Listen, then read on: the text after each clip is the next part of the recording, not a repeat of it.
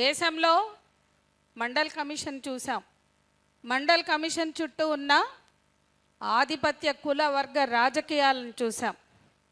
ఒక దేశ ప్రధానిని మండల్ కమిషన్ ముందుకు తెచ్చినందుకు పడగొట్టిన దుర్మార్గపు కుల వ్యవస్థ ఈ దేశంలో ఉంది అని మనం మర్చిపోవద్దు.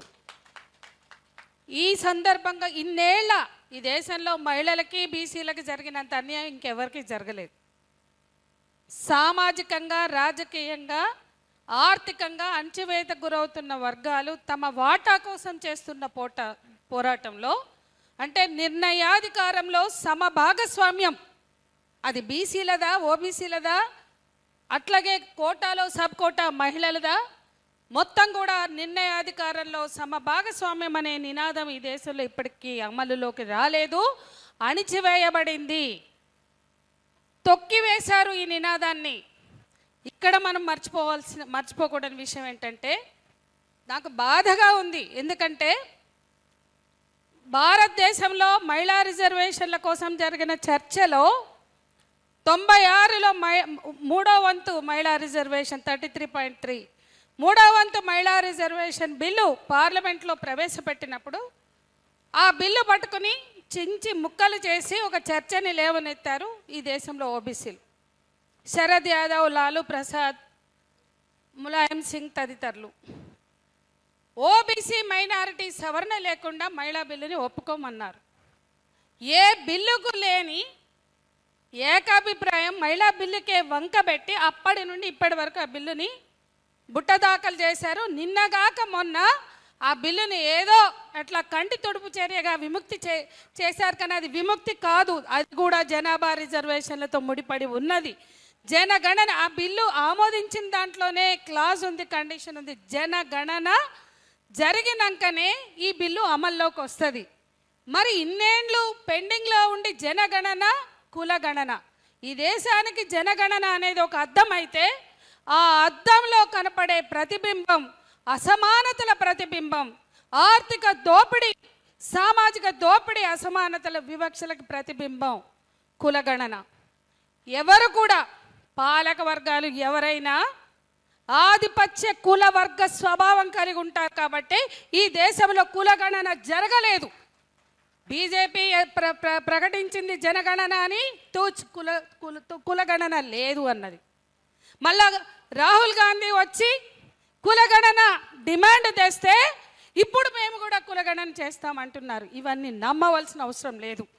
ఖచ్చితంగా ఇప్పటి వరకు ఈ దేశంలో బీసీలకు జరిగిన అన్యాయం, ఓబీసీలకు జరిగిన అన్యాయం గుర్తుపెట్టుకుంటే, సామాజిక అన్యాయం అణచివేతను గుర్తుపెట్టుకుంటే ఇప్పటికైనా అప్రమత్తంగా ఉండాలి, ఐక్యంగా ఉండాలి.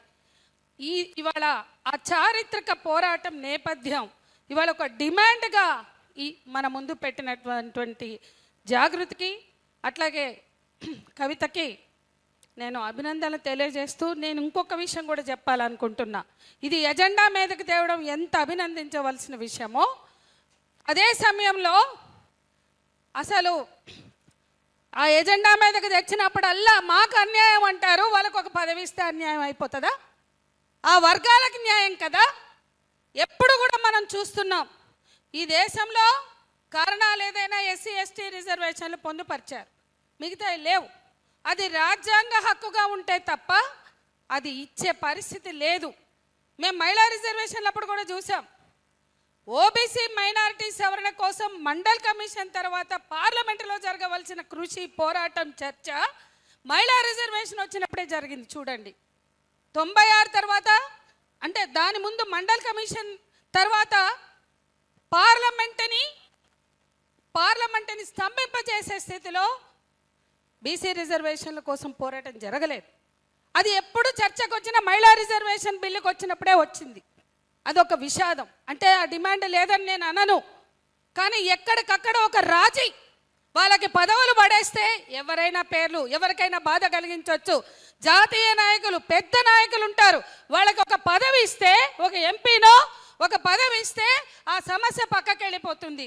ఎంత అన్యాయం, ఎన్ని ధర్నాలు, ఎన్ని పోరాటాలు జరిగినాయి, కానీ ఇవాళ ఆ సమస్యని ఎవరొచ్చినా పక్కన పడేసే ధైర్యం, అది బీజేపీనా కాంగ్రెసా మరే పార్టీ అయినా పక్కన పడేసే ధైర్యం ఎక్కడి నుంచి చేశారంటే ఎవరు ఈ డిమాండ్ను ముందుకు తెచ్చినా అది తమ ప్రయోజనాల కోసమే అనేదిగా మారింది. కాబట్టి ఈ స్థితిలో నేను చెప్పదలుచుకుంది ఏంటంటే 96లోనే మీ అందరికీ కూడా నేను స్పష్టంగా చెప్పదలుచుకున్నా, 96లో ప్రగతిశీల మహిళా సంఘం మహిళా రిజర్వేషన్ బిల్లు పార్లమెంట్లో ప్రవేశపెడితే దేవగౌడ గవర్నమెంట్ ఓబీసీ మైనారిటీ సవరణతో బిల్లు పెట్టాలని ఈ దేశంలోనే మొట్టమొదటిసారిగా డిమాండ్ చేసిన సంఘం మా ప్రగతిశీల మహిళా సంఘం.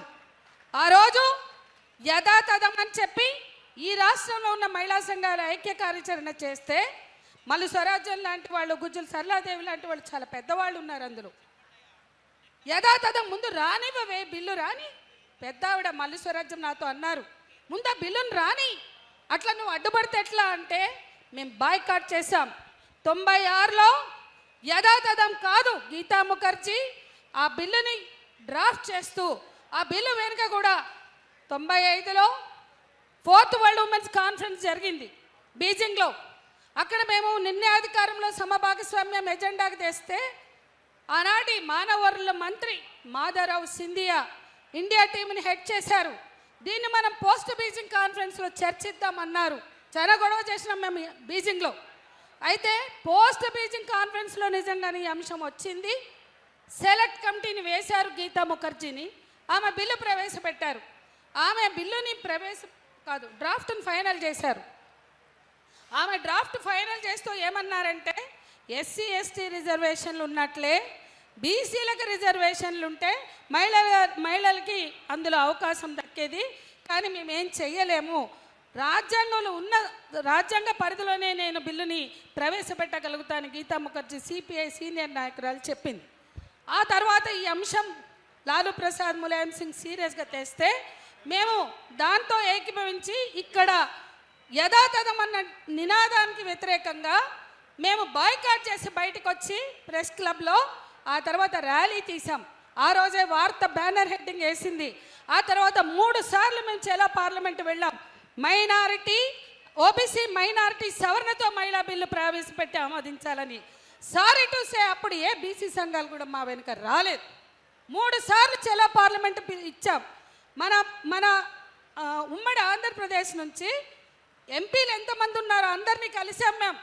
ఇవాళకి కూడా ఎవరి క్వార్టర్లో ఉండి మన ఆయన ఎవరు అంబర్పేటలో ఉంటారు కాంగ్రెస్ లీడర్ హనుమంతరావు గారి ఇంట్లో ఉండి, హనుమంతరావు గారి ఎంపీ క్వార్టర్లో ఉండి, ఆయన కూడా బీసీ కాబట్టి ఆ డిమాండ్ని సపోర్ట్ చేస్తున్నారు. కాబట్టి భారతదేశంలో ఉండే బీసీ నాయకులందరికీ శరద్ యాదవ్, లాలూ ప్రసాద్, ములాయం సింగ్ అందరికీ మేము మెమరాండాలు ఇచ్చాం ప్రగతిశీల మహిళా సంఘంగా. హనుమంతరావు క్వార్టర్లో ఉండి మేము మొత్తం తిరిగి ఆ రోజు పార్లమెంటు ముందు ఒక ధర్నా చేశాం.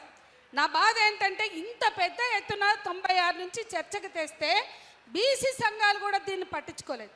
ఎందుకంటే అది మహిళా రిజర్వేషన్ బిల్లుతో ముడిపడి ఉందని. ఇప్పటికైనా మా డిమాండు ఓబీసీ మైనారిటీ సవరణతో మహిళా బిల్లుని ఎట్లా ఓబీసీలకు ఎట్లా జరిగిందో మైనారిటీలు కూడా అట్లాగే జరిగింది. ఇప్పుడే మిత్రులు చెప్పారు, పార్లమెంటులో 8-9% మహిళలు ఉంటే అందులో ఓబీసీ మహిళల్ని వెతుక్కోవడం చాలా కష్టం, మైనారిటీ మహిళల్ని వెతుక్కోవడం చాలా కష్టం. కాబట్టి జనాభాలో ఎవరి వాటా ఎంతో వాళ్ళకి ఆ వాటా ప్రకారం దక్కాలి అనేది రాజ్యాంగ హక్కు. మాకు కార్పొరేషన్లు కావాలి, మాకు ఎవరికి ఏ కులం కా కులం మాకు పదవులు కావాలని అడుగుతున్నారు, కార్పొరేషన్లు కావాలని అడుగుతున్నారు. కానీ జనాభా వాటా ప్రకారం వాళ్ళకి హక్కులు ఉన్నాయి, వాళ్ళకి దక్కాలి అని మాట్లాడే స్థితి లేకపోవడం బాధాకరం. ఖచ్చితంగా ఏ ఉద్యమం తెచ్చినా ఆధిపత్య కులాలు వర్గాలు మోపైతాయి, వాళ్ళ డిమాండ్లు కూడా తీసుకొస్తాయి. ఆ కన్ఫ్యూషన్ వద్దు, మనకు అవసరం లేదు. ఆధిపత్య కుల బ్రాహ్మణీయ భావజాలమే ఈ దేశంలో ఈ కులాలను ఇంత దారుణంగా సృష్టించింది, పోషిస్తుంది. బ్రాహ్మణీయ భావజాలానికి వ్యతిరేకంగా పోరాడకుండా కుల విభజన, కుల గణన జరగదు. కుల గణన జరిగి ఇవాళ మన ముందుకు తెచ్చిన కుల గణన కూడా 2026-27లో జరగబోయే కుల గణన జనగణనలో భాగంగా కుల గణన సమగ్రంగా జరగడానికి ఒక పోరాటం చేయాలి. దాని ఆధారితంగానే సంక్షేమ పథకాల, రాజకీయ రిజర్వేషన్ల, విద్య, ఉద్యోగ తదితర రంగాల్లో రిజర్వేషన్లు అనేది ఎజెండాతో వస్తాయి.